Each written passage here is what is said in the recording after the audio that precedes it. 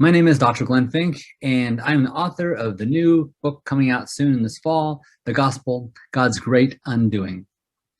This series is about how God is showing that he is good and there are no alternatives to the grand drama of the universe, and you are part of that drama. This mini-series is the first part of a special series on the special universe. The universe is God's nursery for mankind. The book has 4 parts. In the first part, we see God created the universe and our home in it to be beautiful. In this mini-series of 4 videos, I'm going to talk about how God prepared the whole universe just for us to live in. Last time, we concluded a mini-series on the expanding universe that shows how the Bible's account of creation makes sense of the data without the need for extremely unlikely fine-tuning factors like dark matter and energy and inflation. This time, though, we're going to talk about how God formed this whole physical universe as a cradle for his children, us humans. Now, God didn't need a physical universe to live in, and the angels didn't need air and water to survive. We need that. We need a very special place to live, and that's why there is the earth. So God designed the entire universe with great love and care, but he paid his most careful attention to earth.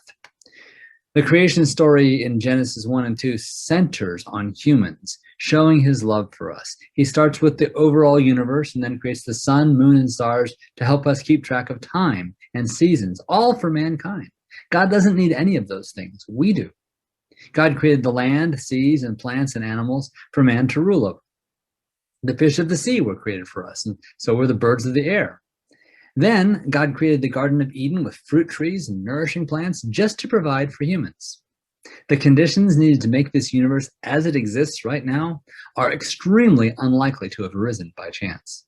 Even secular scientists have to admit this.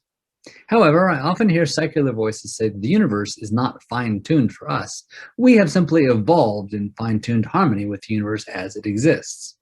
The problem with this argument is that it assumes that life would have happened somehow, no matter what the universe looked like.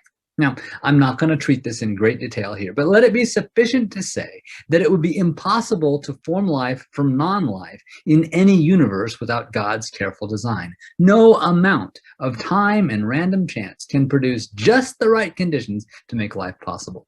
Getting life from non-life is not just hard, it's impossible. Absolutely, utterly impossible. So rather than calling themselves skeptics, people who believe that life could evolve are perhaps not skeptical enough of their own grasp of the science. Our universe is specially designed, but as it turns out, the habitable places within it are extraordinarily rare. Our galaxy and our position in that galaxy are also special. Our solar system and our Earth are special, and our chemistry is specially created to enable the complexities of life. There are far too many of these coincidences to even list in this short video or series, but I will cover the remaining of these in the next videos in the series. If you'd like to read more about this, I recommend reading The Privileged Planet by Guillermo Gonzalez. Now, we live in a very special universe, and Dr. Gonzalez, who was the assistant professor of astronomy at the University of Washington when he wrote his book, believes both simple and complex life are very rare. But complex life, like humans and animals, is probably unique in the observable universe.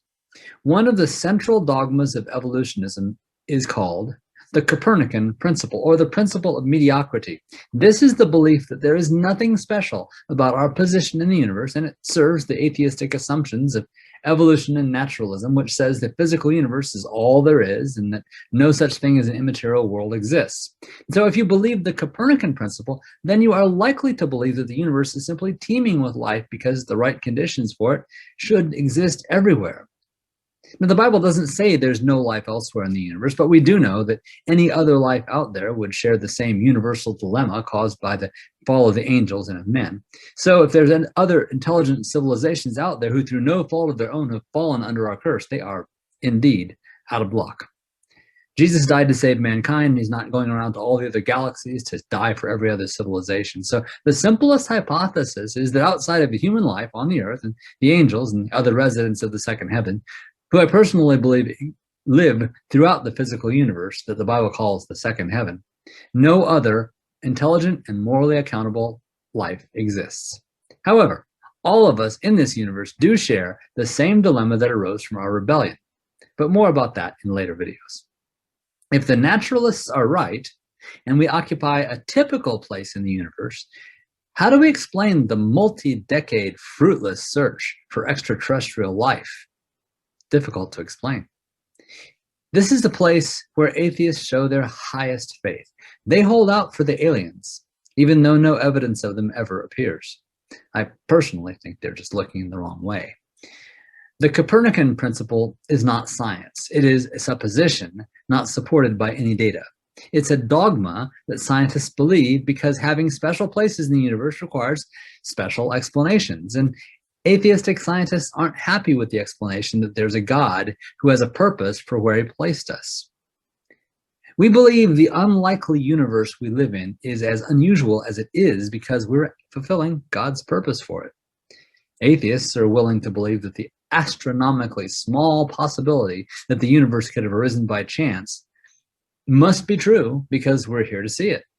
But just because we're here doesn't mean it's okay for them to come up with an extremely convoluted story to explain our existence. In the final analysis, as we'll see over the next few videos, it makes more sense for there to be a purposeful designer who is responsible for the intricate design we see at every scale of creation.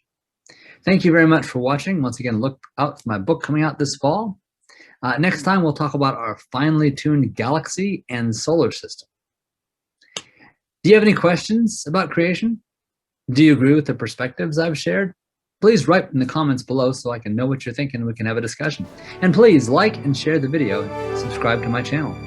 Help me get the word out. Thanks. God bless.